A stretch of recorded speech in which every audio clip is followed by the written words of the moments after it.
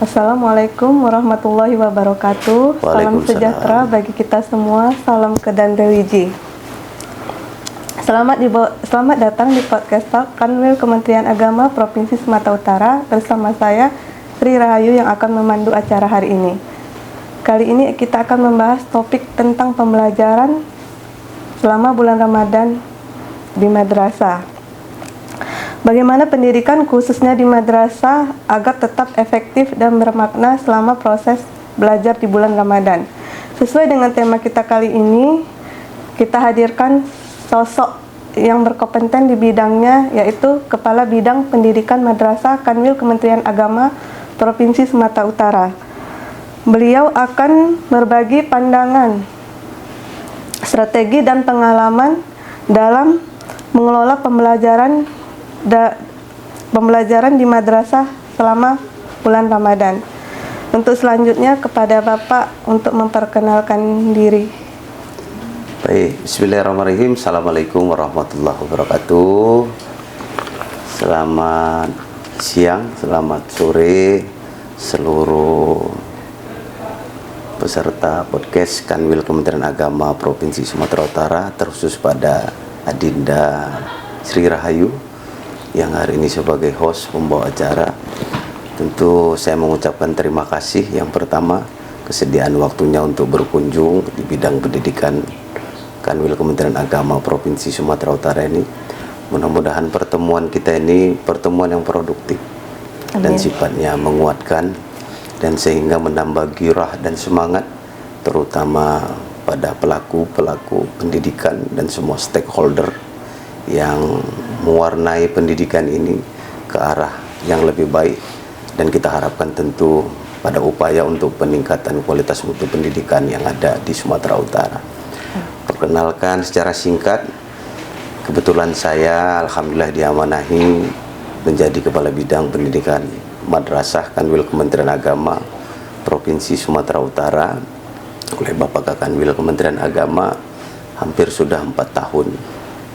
Dan alhamdulillah sejauh ini pendidikan berjalan sebagaimana yang kita harapkan, dan kami memaknai bahwa pendidikan ini sangat penting karena dengan ilmu dan pendidikan maka akan merubah banyak peradaban dan tentu mengubah karakter, terutama dalam karakter keagamaan bagi anak-anak peserta didik kita. Saya senang kehadirannya dan secara ringkas ingin memperkenalkan bahwa ada 2 tugas pokok fungsi di Kementerian Agama. Pertama, tugas pokok fungsi keagamaan, dan yang kedua adalah tugas pokok fungsi pendidikan. Ya, Pak, ya. Kami kebetulan berkecimpung dan sehari-hari melaksanakan tugas fungsi pendidikan yang diamanahi melalui Pak Menteri, karena kita merupakan instansi vertikal, dan Pak Kanwil seterusnya kami membidangi secara teknis. Nah, tugas dan fungsi kami ini ada 3 yang paling besar sebenarnya, walaupun ada juga nanti penambahannya fungsi-fungsi lain yang untuk menunjang kualitas mutu pendidikan. Pertama, bidang pendidikan madrasah melaksanakan fungsi pembinaan dan monitoring, evaluasi terhadap program-program, terutama pengembangan kurikulum di setiap elemen yang ada di satuan pendidikan madrasah. Maka bidang pendidikan madrasah memastikan apakah kurikulum ini sudah terlaksana di semua jenjang satuan pendidikan dengan baik, dan bagaimana mengevaluasinya sehingga anak-anak merasa bahwa proses pembelajaran itu diterima dengan baik, cermat, dan bisa diedukasikan sehingga bisa diaplikasikan dalam kehidupan sehari-hari, terutama karena memang nilai madrasah pada peningkatan karakter keagamaan terutama kepada siswa-siswi yang ada di madrasah. Kemudian fungsi yang kedua, selain fungsi pembinaan dan fungsi evaluasi, fungsi yang kedua adalah memastikan bahwa proses pembelajaran ini dilakukan dengan baik oleh para guru-guru kita dengan metode-metode yang pada akhirnya mengikuti perkembangan zaman, sifatnya kekinian. Tidak bisa dilakukan proses pembelajaran tanpa mengikuti proses perkembangan zaman. Ya, betul. Maka guru juga harus dituntut melek teknologi, Iya. memahami kualitasnya sebagai seorang pendidik dan tokoh yang mungkin menjadi panutan Iya, betul. bagi anak-anak peserta didik kita. Beliau-beliau ini, guru-guru ini adalah figur bahasanya contoh, Pak, ya. digugu dan gayanya ditiru. Iya, betul. Nah, inilah bagian dari tugas kita, bahwa selain memastikan fungsi kurikulum berjalan, maka memastikan guru-guru juga menjadi bagian dari fungsi pendidikan yang ada di madrasah. Kemudian yang terakhir tentu memberikan kepastian inovasi terhadap pembelajaran. Termasuk hari ini pembahasannya, ketika kurikulum akan disesuaikan dengan ya kegiatan-kegiatan ya yang mungkin pada akhirnya memaksakan supaya kegiatan itu disesuaikan pada bulan suci Ramadan, maka akan ada sedikit perubahan dari sistem kurikulum.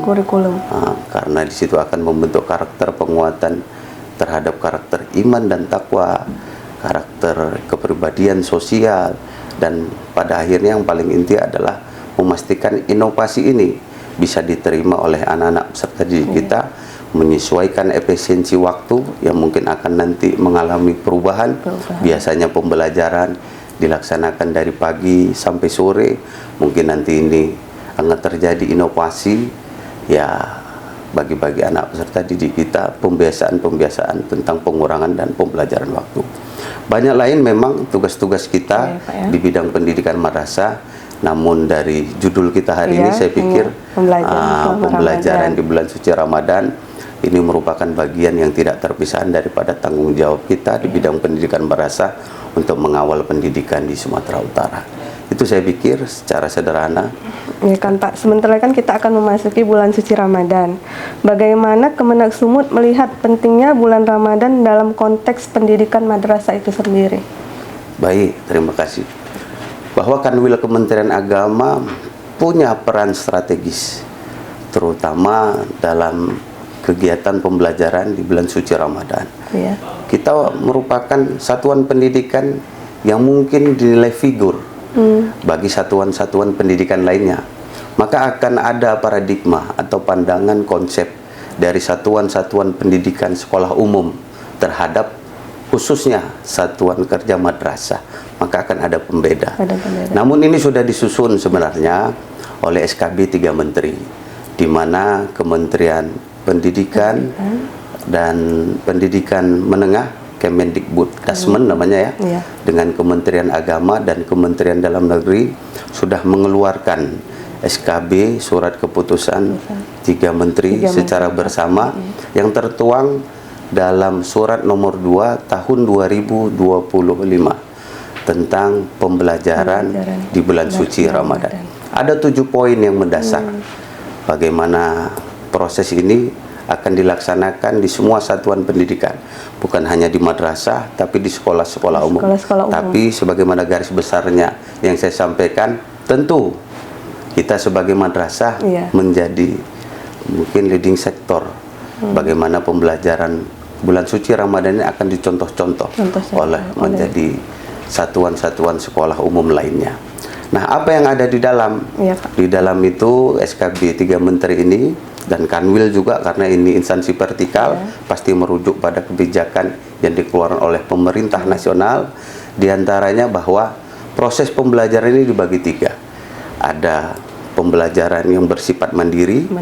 Kemudian pembelajaran yang dilaksanakan seperti biasa, tatap muka dan kemudian ya pembelajaran tentang penguatan terhadap iman dan takwa dan kegiatan-kegiatan sosial, kegiatan-kegiatan keagamaan seperti tadarus, tahfiz, penghafalan, dan mungkin kegiatan sosial berbagi takjil dan sebagainya.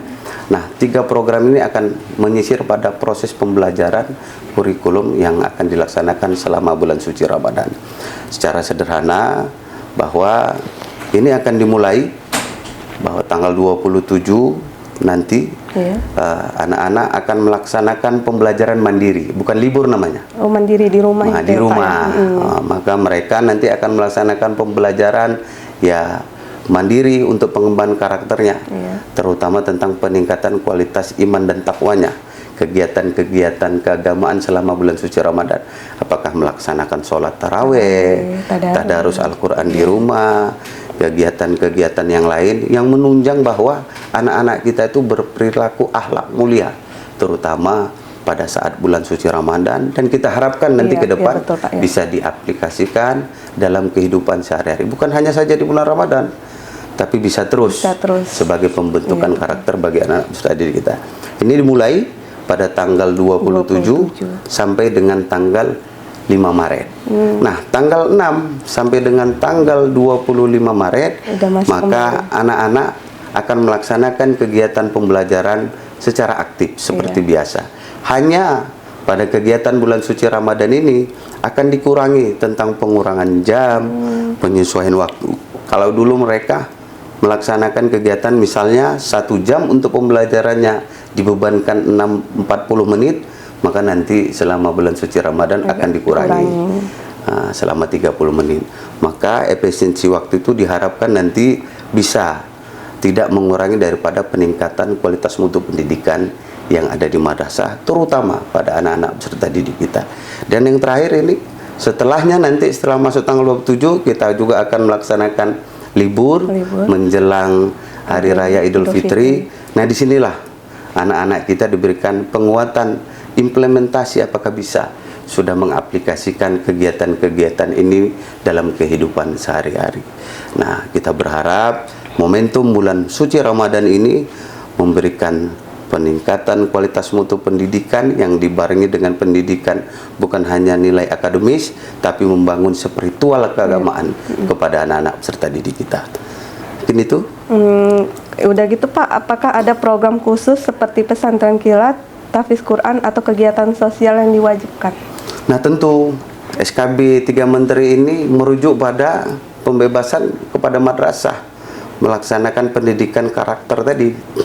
Boleh saja pada saat dilakukan tatap muka ada kegiatan pagi, misalnya tadarus Al-Quran bersama, kemudian untuk peningkatan karakter tadi bagi keimanan anak-anak, ini bisa dilaksanakan pesantren-pesantren kilat, sepenuhnya sebenarnya diserahkan kepada madrasah.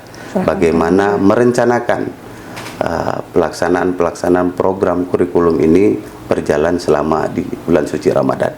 Bahkan kegiatan-kegiatan sosial lainnya, nanti di madrasah kita harapkan mereka akan bisa keluar memberikan kegiatan-kegiatan kepada masyarakat.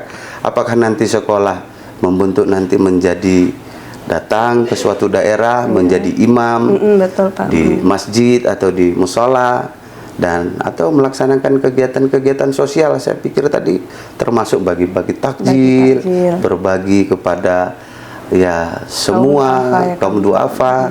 Nah, ini yang diharapkan kepada madrasah bisa dilaksanakan. Kalau di dalam, silakan mau melaksanakan pesantren kilat dengan catatan tentu pada akhirnya bisa membentuk karakter yang kuat dalam program keagamaan selama di bulan suci Ramadan.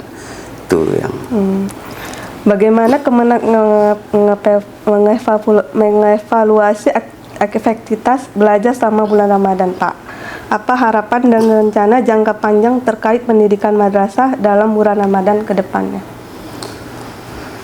Tentu kita berharap untuk jangka panjangnya. Kalau kita bicara jangka panjang, bahwa kegiatan pendidikan kurikulum yang akan di madrasah ini, pasti kita berharap ini akan menambah spirit ya Pak ya. Spirit terutama bukan hanya nilai akademik, tapi nilai spiritual. Maka kita akan mengharapkan program ini akan melahirkan nanti orang-orang atau generasi-generasi emas yang punya karakter keagamaan yang kuat. Ini harapan jangka panjangnya. Karena pendidikan ini adalah investasi jangka panjang. Nah, kalau harapan instannya paling tidak di bulan suci Ramadan itu mereka akan dirasakan kehadirannya di tengah-tengah masyarakat, terutama untuk diri sendiri dulu. Membiasakan ini tadarus ini kan susah nih kan. Kalau pagi nanti tadarus, ini yang untuk jangka pendeknya. Bagi anak-anak ya kan. Apalagi anak-anak. Suruh tarawih aja susah ya. Nah, tentu ini yang kita harapkan, ada jangka panjang dan ada jangka pendek. Nah, kita harapkan peran-peran guru juga Nah, Bapak Ibu guru di madrasah kita harapkan ikut juga ini menjadi fasilitator bagi anak-anak kita, siswa-siswi madrasah, sehingga bisa mengontrol mereka apakah pendidikan atau nilai iman dan takwanya itu bisa lebih meningkat, terutama dalam pendidikan karakter yang ada di satuan pendidikan madrasah. Dan kita berharap juga ini madrasah menjadi leading sektor untuk mengevaluasi program ini, karena akan dibuat rencana-rencana kan, kegiatan-kegiatan yang sudah akan direncanakan oleh semua satuan pendidikan yang ada di ruang lingkup Sumatera Utara secara khusus, dan secara nasional saya yakin ini sudah biasa dilakukan. Karena kegiatan Ramadan ini menjadi rutinitas sebenarnya, terutama bagi kita umat muslim. Dan saya berharap memang momentum Ramadan tahun ini adalah momentum yang akan membentuk nilai-nilai generasi emas di tahun 2045 nanti, lahir dari generasi-generasi anak-anak madrasah yang kita cintai ini. Amin. Seperti itu. Yang terakhir ya Pak ya, apa Udah pesan? terakhir aja nih ya, nggak panjang lagi. Nggak usah. Alhamdulillah. Apa pesan dan harapan dari Kanwil Kemenak Sumut bagi guru, siswa, dan orang tua dalam mendukung pelajaran selama bulan Ramadan? Baik, kalau ditanya harapan, banyak harapan ini kan begitu. Pak, ya. Nah, madrasah tentu salah satu satuan pendidikan yang di tengah-tengah. Iya. Kalau sekolah pada umumnya ini membentuk nilai akademis untuk pengetahuan umum. Betul. Nah, kalau pondok ini tentu melahirkan ya insan-insan yang cendekiawan, tokoh-tokoh muslim kan begitu ya, ustadz-ustadz para. Nah, madrasah di tengah-tengah. Madrasah tengah-tengah ya Pak ya. Madrasah di tengah-tengah.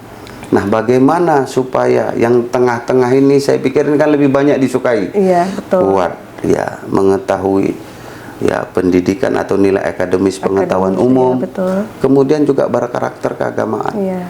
Bukan hanya menguasai ya ilmu pengetahuan umum, tapi juga dapat ilmu pengetahuan agamanya.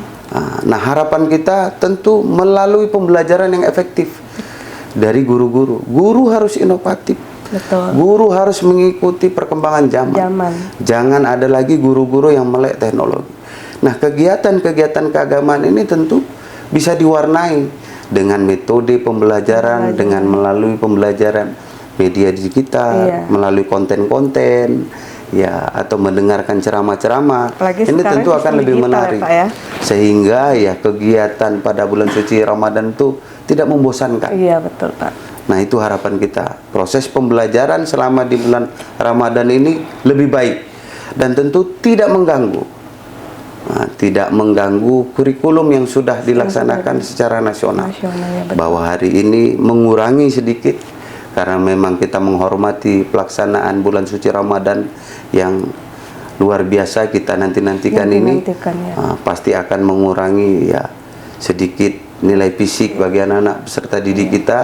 Ya, biasanya bangun jam 5:30, ini akan bangun jam 3:30 subuh. Karena mau sahur kan, itu. Kalau nggak sahur dia. Maka pembiasaan ini nanti bisa dirasakan kepada anak-anak peserta didik kita untuk mengubah kepribadiannya. Diri mereka, ya. Jadi setelah bulan Ramadan biasanya bangun untuk sahur, ke depan nanti bangun untuk tahajud. Ya, nah, betul. Banyak tentu yang kita harapkan, terutama bidang pendidikan madrasah, bahwa proses pembelajaran di bulan suci Ramadan ini akan berjalan dengan baik dan melahirkan generasi-generasi yang kuat dalam karakter keagamaan secara khusus. Dan untuk Kanwil Kementerian Agama Provinsi Sumatera Utara, kami mengucapkan terima kasih kepada Bapak Kanwil Kementerian Agama yang luar biasa mendukung dan terus memberikan supportnya, terutama kepada madrasah di Sumatera Utara, karena kami yakin dan percaya dengan semangat yang diberikan Pak Kanwil kepada kita hari ini, ke depan kita punya tujuan yang sama, akan melahirkan generasi-generasi yang baik di masa-masa yang akan datang.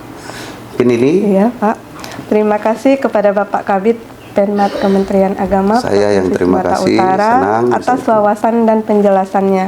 Semoga podcast kali ini bermanfaat bagi kita semua, khususnya dalam mempersiapkan metode pembelajaran yang lebih baik dan tetap menjadi momentum untuk meningkatkan prestasi akademik dan spiritualitas selama bulan Ramadan. Selamat menyambut bulan suci Ramadan. Mohon maaf lahir dan batin. Wassalamualaikum warahmatullahi wabarakatuh. Waalaikumsalam warahmatullahi wabarakatuh. Marhaban ya Ramadan. Gitu lah coy. Udah jangan.